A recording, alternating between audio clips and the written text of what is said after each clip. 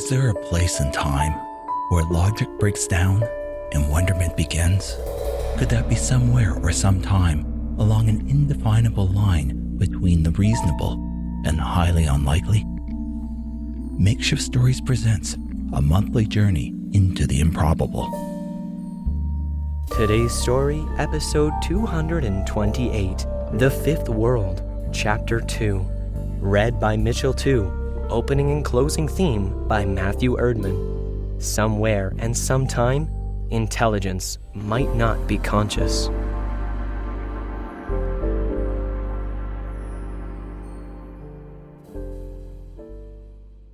The following is my recollection, as best I can remember, of my first days on the Fifth World.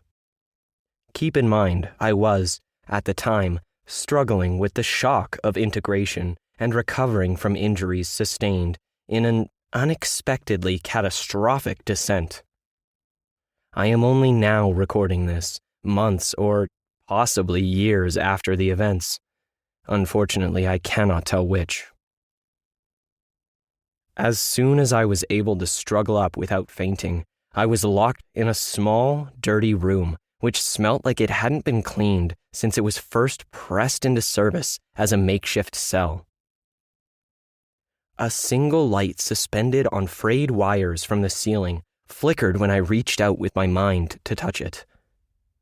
Like everything else on this remote world, it was not receptive to interaction. Its purpose was limited to its function. The light, without knowing why, simply cast a sickly illumination on the unfortunate occupants of the room and made me wonder how many past prisoners had sat here, staring at it.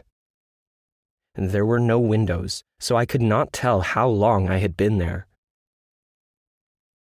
I was drifting amongst the stars, reaching out but failing to be acknowledged, when noises in the hall outside brought me back to the physical realm.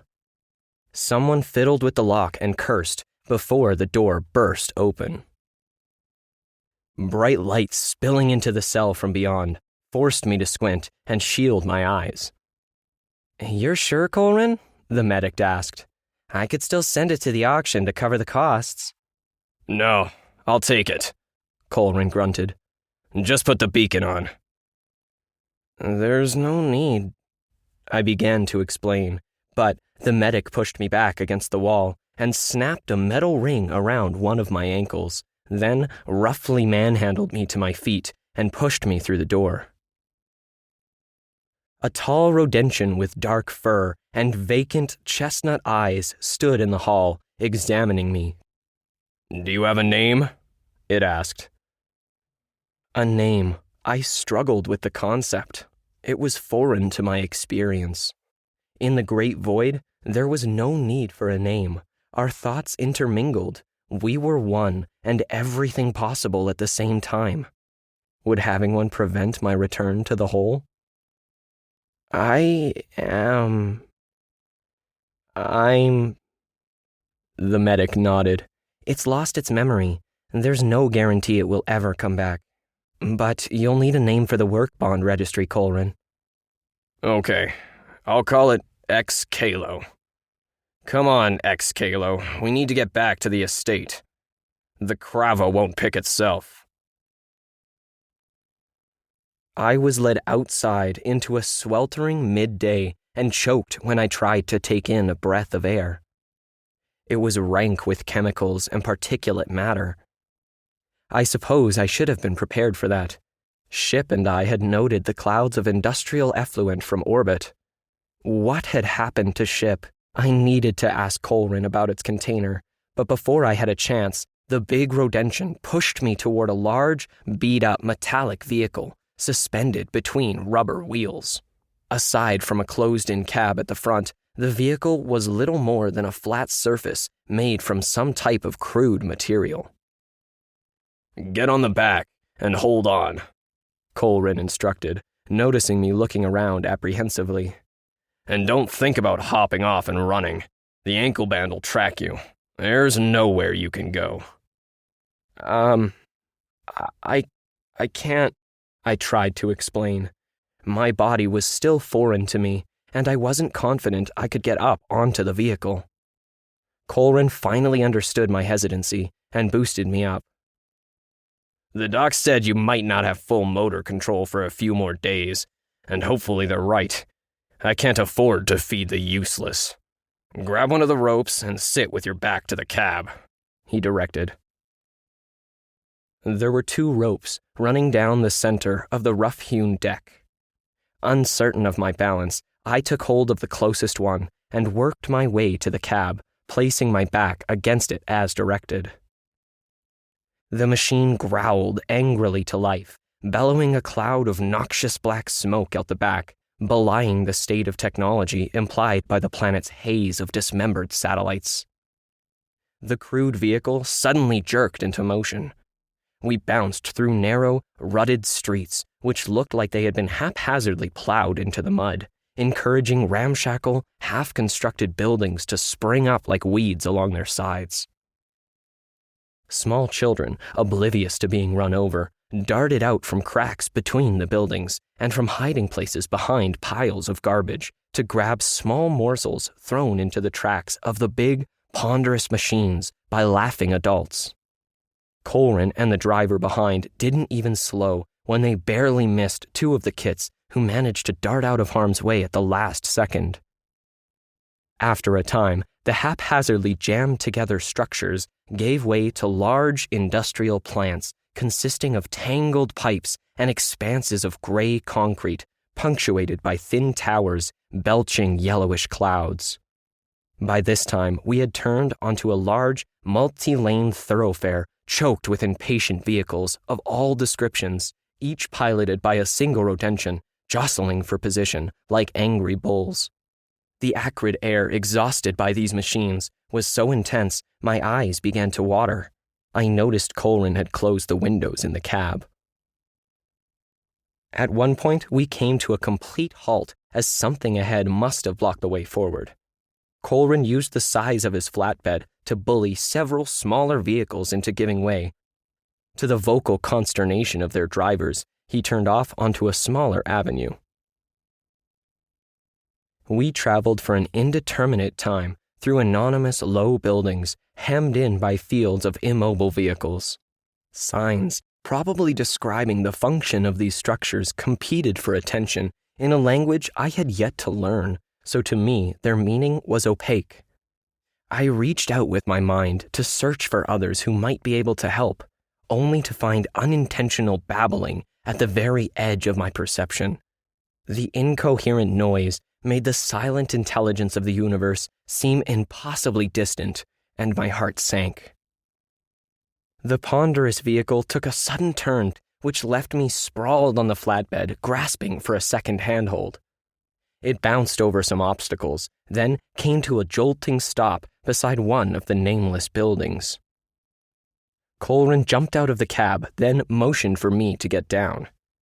Still unsteady, I dropped off the back, stumbled, and had barely regained my balance when a deep sound started growling somewhere around the corner of the structure. It grew louder, and the ground began to vibrate as a large machine on treads carrying 2 metal tanks approached. A small rodention, with fur similar to mine, was precariously perched on the side. "This is all they have," it yelled to Colrin, who was obviously not happy.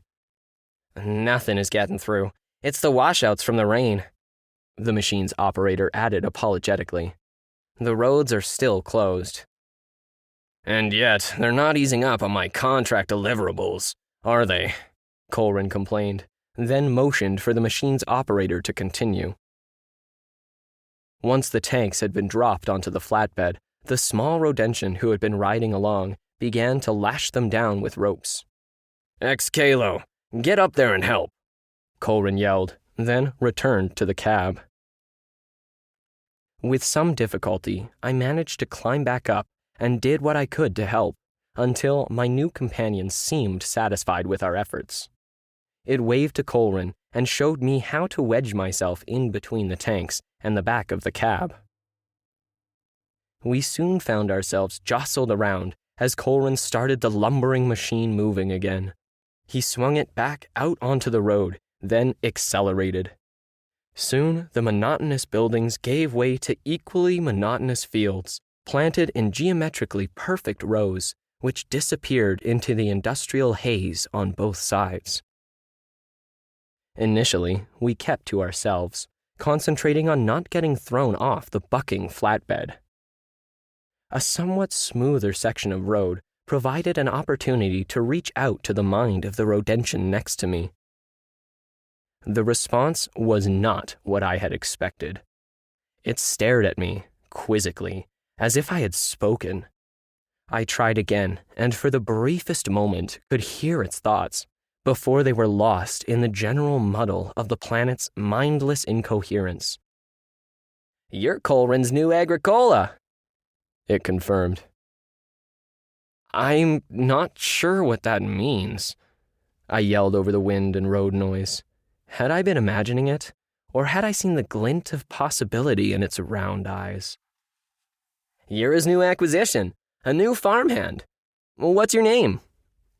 I hesitated. "Colrin calls me Ex Caelo." "That means from the sky," the other explained. "But what did you call yourself before?" "I can't remember," I admitted. So what he told me was true. You were hit in the head and lost your memory. I nodded. "I'm called Operarius. It's not my real name. It's the one Colrin used on my bill of sale because he couldn't remember mine when he bought my work bond. I'm okay with it. Simplifies things." Operarius explained, then noticed the black band around my ankle. He pulled up a pant leg, revealing one of his own. "See? I'm Agricola, like you." He put his pants back down, then stared out behind the flatbed at nothing in particular. We both sat in silence as the landscape shifted from flat to gentle swells, then to rolling hills, all planted with the same crop of shoulder-high, bright green plants with yellow flowers.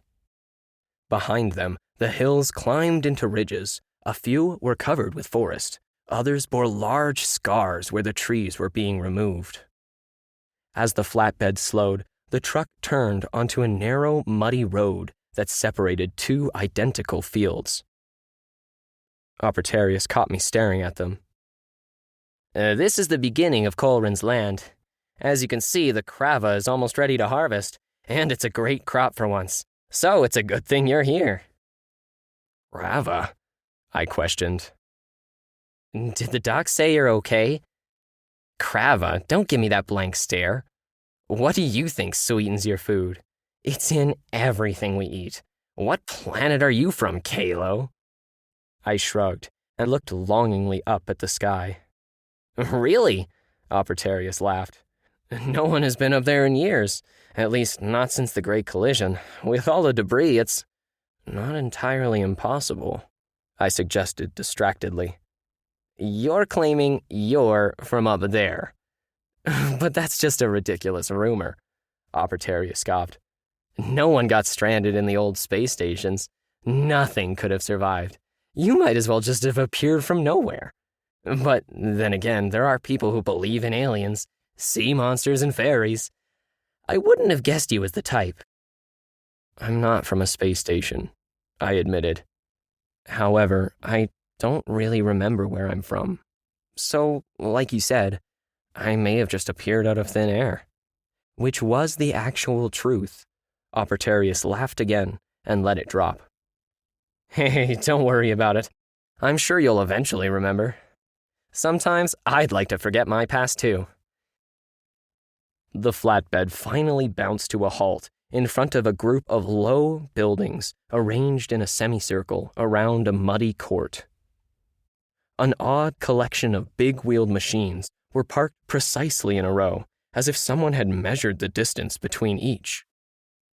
Colrin dropped down from the cab and motioned for us to do the same.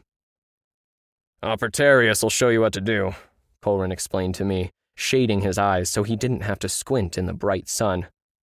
"You can take any open slots in the bunkhouse. I'll be getting the sprayers ready for the west fields. Operarius, why don't you take our new helper here out to the crash site and clean up the mess so it doesn't interfere with the harvesters? I want them to get started on that field tomorrow." We made our way to the site of my arrival in a chugging metal beast raised up so its body was suspended above the crava on large, narrow wheels which fit between the rows. It emitted a noxious, burnt chemical smell and made me cough when it blew in my face. But the fumes didn't seem to bother Opertarius as it rolled clumsily along the muddy rows of plants until we arrived at a scar which cut across the field at an angle. The crava plants along its edge looked withered and discolored, as if they had been singed by flames.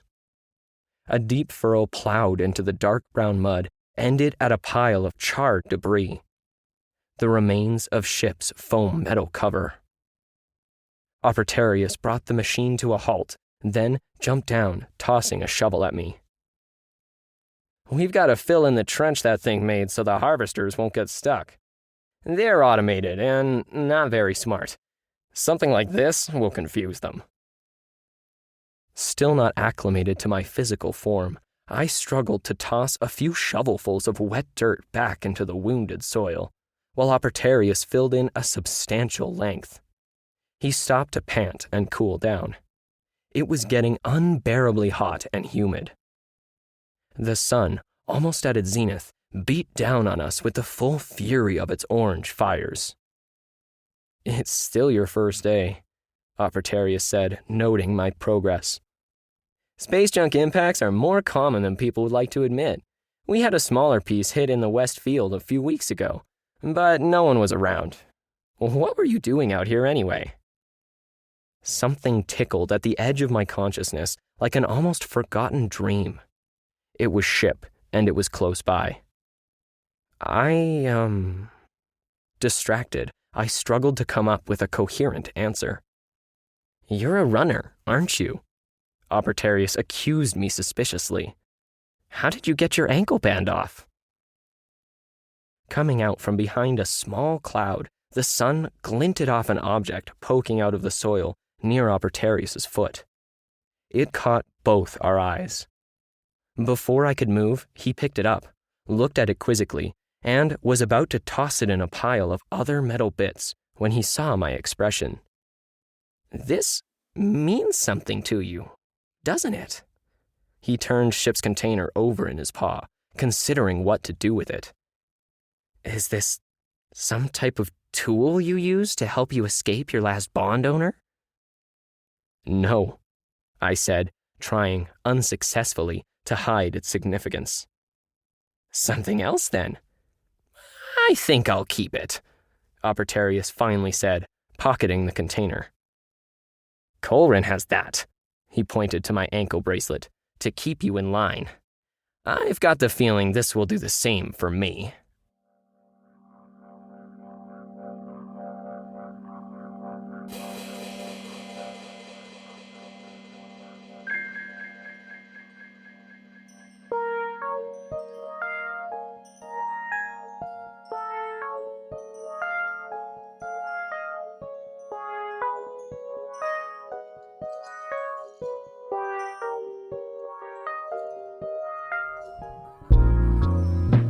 Makeshift Stories is a proud member of the Alberta Podcast Network, locally grown, community supported. To get other great APN podcasts, head over to albertapodcastnetwork.com, where you'll find Press Start to join. Join hosts Josh and Alan as they discuss video games, movies, TV, comics, Star Wars, and more. This episode of Makeshift Stories is brought to you by Rumi. Cold drafts, flickering lights, and where's that leak coming from? If you've ever wondered what's really going on in your home, Rumi's Ask a Home Inspector service can help. Connect with a certified professional home inspector by phone or video call and get your questions answered. Rumi will let you know what's easily fixable with a little DIY, or when you might need to call in some professional help. Visit rumi.ca, that's RUMI.ca, and book your Ask a Home Inspector appointment today. This episode of Makeshift Stories is also brought to you by Pod Power. With Pod Power, our sponsors are making it possible for us to amplify the voices of Albertans and Alberta podcasters. In this episode, Edmonton Community Foundation is helping us give a Pod Power shout out to Book Women. Book Women is a podcast about editing, publishing, and writing Indigenous stories. 3 Métis librarians representing nations from across the homeland aim to inspire Indigenous peoples to share their stories in whatever form that they enjoy. Guests include Indigenous storytellers from diverse mediums like podcasting, burlesque, books, comics, social media, films, music, and everything in between. You can listen and find out more at bookwomenpodcast.ca. Makeshift Stories is released around the beginning and middle of the month. This month's story was written by Alan V. Hare and read by Mitchell Tu. Opening and closing themes were composed and recorded by Matthew Erdman. If you'd like to connect with us, please send an email to makeshiftstories@gmail.com or visit our website at makeshiftstories.com. Links to both are in the show notes. You can help us out by getting your friends to subscribe or follow wherever they listen to audio. Makeshift Stories is released under a Creative Commons non-commercial attribution, no derivative license, which means you are free to share our stories. Just remember to credit us and don't alter anything.